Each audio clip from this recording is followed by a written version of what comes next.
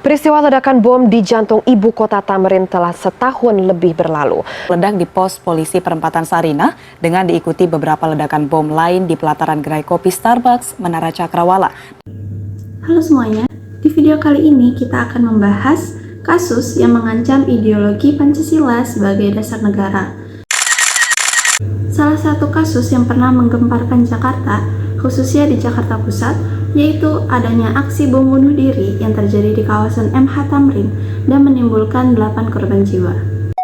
Mari kita simak kronologisnya. Saat ini di Indonesia sudah banyak terjadi kasus yang mengancam ideologi Pancasila sebagai dasar negara.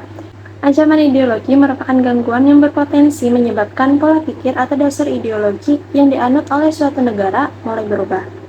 Contoh kasus yang mengancam integrasi nasional di bidang ideologi salah satunya adalah munculnya gerakan radikalisme dan terorisme. Kasus inilah yang dapat menjadi ancaman utama bagi Pancasila sebagai ideologi dasar negara. Terorisme adalah serangan-serangan yang bertujuan untuk membangkitkan perasaan teror terhadap sekelompok masyarakat yang identik dengan kekerasan. Menurut ketentuan hukum Indonesia, aksi terorisme dikenal sebagai istilah tindak pidana terorisme. Contoh aksi terorisme yang pernah terjadi di Indonesia salah satunya adalah aksi bom bunuh diri yang terjadi di kawasan MH Tamrin, Jakarta Pusat pada tanggal 14 Januari tahun 2016. Ledakan ini terjadi di 3 tempat, yaitu di pos polisi Sarinah, di dalam kafe Starbucks, dan di halaman kafe itu.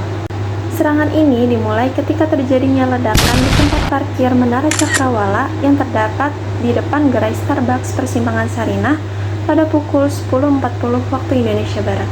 3 ledakan berikutnya terjadi di sebuah pos polisi tepat di persimpangan Sarinah yang menewaskan 1 warga sipil. Kemudian 2 ledakan lainnya terjadi di dalam gerai Starbucks yang menewaskan 1 warga sipil lainnya. Setelah ledakan tersebut, polisi mencoba menyergap pelaku serangan di Menara Cakrawala. Dilaporkan bahwa polisi menembak mati 3 pelaku serangan dan 2 pelaku berhasil ditangkap. Sementara pelaku lainnya tewas dalam bom bunuh diri tersebut. Anggota kepolisian pun turut menjadi korban penembakan dalam aksi ini. Saat 2 orang pelaku muncul dari keramaian dan mulai menembaki beberapa anggota kepolisian dari jarak yang sangat dekat. Dalam pemberitaan awal, polisi hanya menyebutkan 7 korban jiwa, yaitu 5 orang pelaku dan 2 orang lainnya merupakan korban dalam penembakan dan ledakan tersebut. Namun kemudian korban bertambah dengan meninggalnya Rais, petugas keamanan gedung tersebut yang juga tertembak. Sehingga terdapat 4 pelaku tewas, 3 orang warga negara Indonesia, dan 1 orang warga negara asing.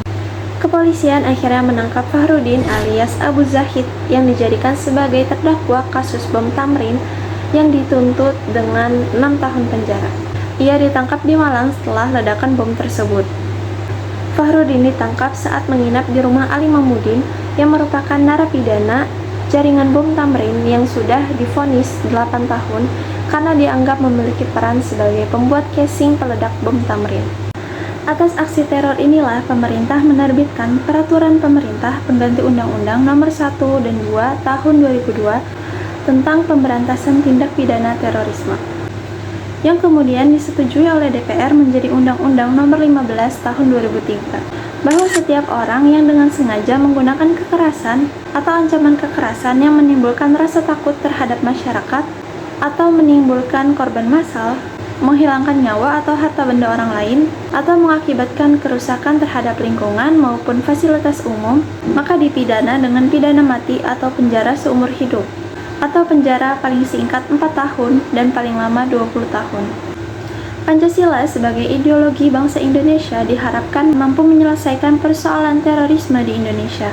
Cara mengatasi ancaman terhadap ideologi Pancasila salah satunya yaitu dengan meningkatkan pendidikan dan kesadaran masyarakat tentang nilai-nilai dan prinsip-prinsip Pancasila. Yang kedua, mengatasi ketidaksetaraan sosial dan ekonomi, melawan ekstremisme dan radikalisasi dengan tegas dan kritis dalam mengonsumsi informasi dari berbagai sumber.